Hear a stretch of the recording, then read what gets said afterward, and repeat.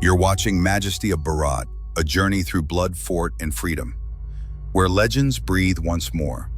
Every story you hear is rooted in real Indian history. Welcome back to our deep dive. Today we're really getting into the origins of Chhatrapati Shivaji Maharaj, not just his Shivaji Shaji Bhosle. Parvati Pataye Hara Hara Mahadev.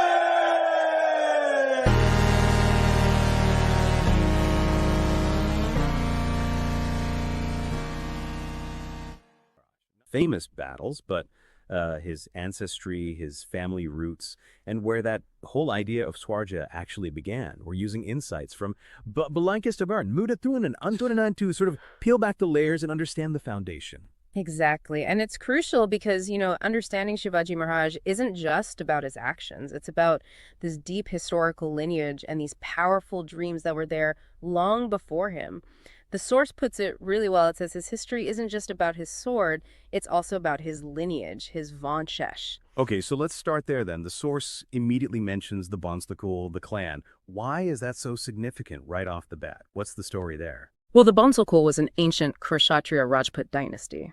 Kshatriya, meaning the traditional warrior and ruling class. So right away, you're talking about a lineage tied to leadership, to fighting. Their roots trace back to Mewar in Rajasthan, and then they migrated over time towards Maharashtra. So there's this deep history, this journey involved. A journey from Rajasthan. Wow. Okay, so does the source point to any specific ancestors, key figures from way back? It does. It highlights Devraj Maharana. He's presented as this foundational figure who carved out a new identity, a new base, really, in the Vindhyachal forest. He built the fort we now know as Chitrakoot, which later became famous as Chittor, the Chittor, iconic for Rajput resistance. Later, right. And that name carries so much weight, doesn't it? The source talks about this intense history. Rajput sacrifices, queens performing Johar, that kind of thing. Yes, exactly. A history written in blood, as the source puts it. Johar, the self-immolation by queens to avoid capture, kings dying in battle. It's a very intense, dramatic backdrop.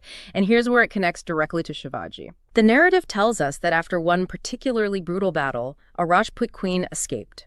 She fled with her infant son, crossing the Narmada River.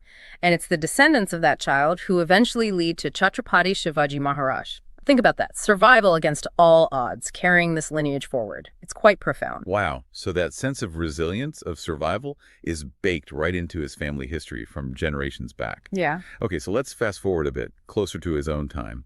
His father, Shahaji Raje. Yes, Shahaji Raje, a major figure himself, a very formidable warrior, serving in the army of the Bijapur Sultanate. So Shivaji Maharaj is born into this world, this complex political situation, in 1630. The source mentions it was in a Chodisigari, a small valley, a relatively humble beginning, considering. Right, and amidst all this, the ancient lineage, the warrior father, the political turmoil of the source really focuses on his mother, Jijabai. She seems absolutely pivotal. What was her role in this idea of Swarajya? Hugely pivotal. The source makes it clear that Jijabai held this deep, powerful dream, the dream of establishing a Hindu Swarajya, a self-rule. It wasn't just a vague wish. It seems like it was a very conscious, driving ambition she nurtured. And Shivaji Maharaj became, as the source beautifully says, the lamp of those dreams. His mission was, in many ways, fulfilling her vision, her deeply held aspiration. So it connects the personal, the familial dream, directly to this larger historical movement he spearheaded. Okay, so we've covered quite a bit here, from ancient Rajputana, the migration, the sacrifices, right up to Jijabai's vision. And what this really does, I think, is give you a much richer context for Shivaji Maharaj's achievements. It shows his rise wasn't just, a sudden event. It was built on centuries of history, of this lineage carrying forward certain ideals, certain aspirations for independence and rule. It was a culmination, really. A culmination of history and dreams. That's a powerful way to think about it. So maybe the final thought for you listening is, what does this story of deep roots and long-held dreams tell you about how great leaders and even nations are shaped? How much power do those foundational ideas really hold?